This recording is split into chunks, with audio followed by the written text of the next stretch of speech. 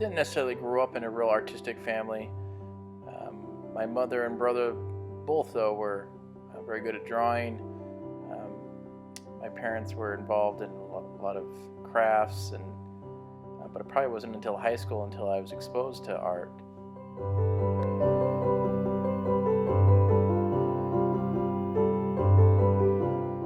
And I think it was my high school teacher who really just helped build the love of art.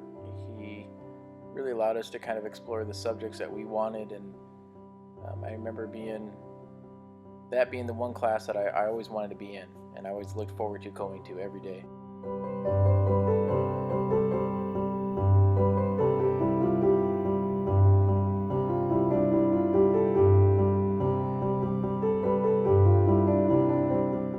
I think the reason why I enjoyed plein air painting so much is it combines two passions of mine. I've always enjoyed being outdoors, hunting, fishing, hiking, and then of course the art side of it.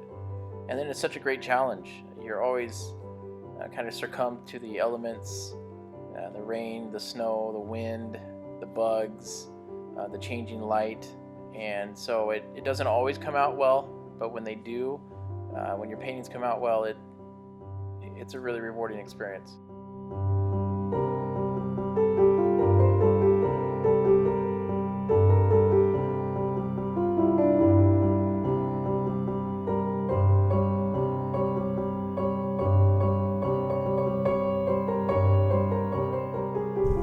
Some incredible scenery, and so we'll do our best to see what kind of painting we can come up with.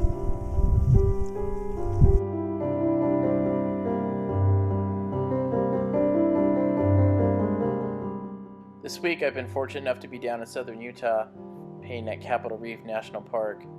It's an incredibly beautiful area. I was blessed with some great weather, and the scene that I chose today is an area called the Grand Wash. It's a large canyon. I thought it made an interesting subject because of the big mass shapes that there was in the canyon and the way the light was hitting the canyon walls. It was a really beautiful subject.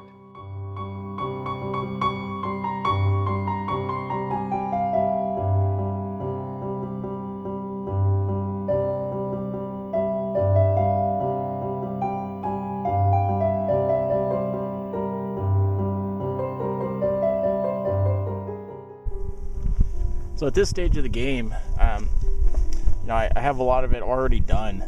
A lot of my major shapes are blocked in, a lot of my major values, my color masses. I got my lead in, a focal point. And so really the next hour or so is just going to be refining and correcting, playing a lot with edges, knocking in some color, putting in some other color, adding some texture. But the point is to kind of get this laid in, blocked in quickly. And it's kind of like a foundation of a house. Once I get a good foundation, I can put as much on top of it as I want.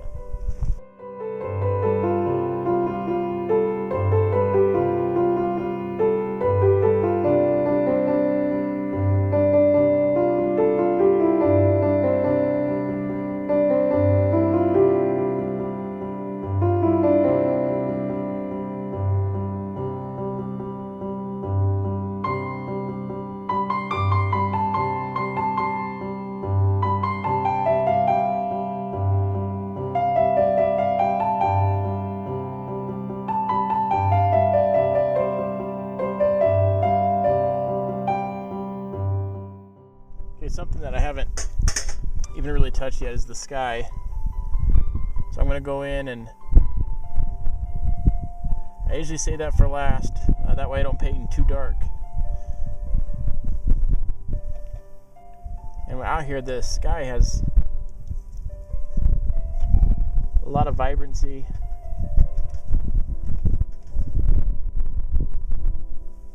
A lot of color in it. It's not just a regular blue, so you just don't want to pile blue on there.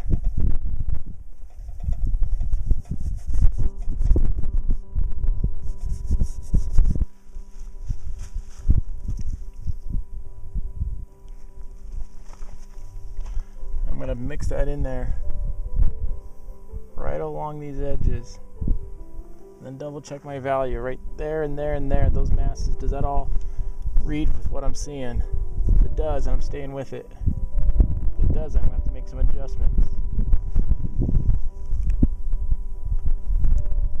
I wipe my brush often to keep it clean. Last thing I want is my sky to get real muddy.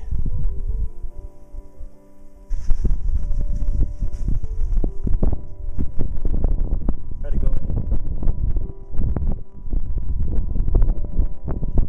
Add some color variety if I can.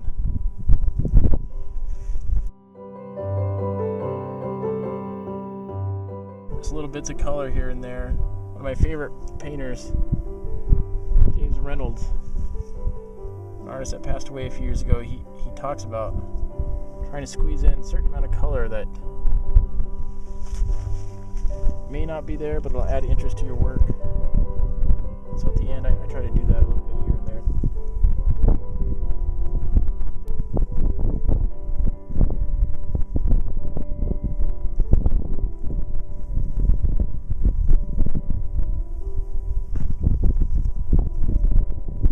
One of the things I do at the end of this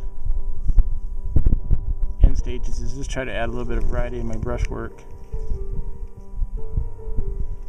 Well, I think we're about done. I think we'll call it good and bring it in the studio, and we'll see what comes of it.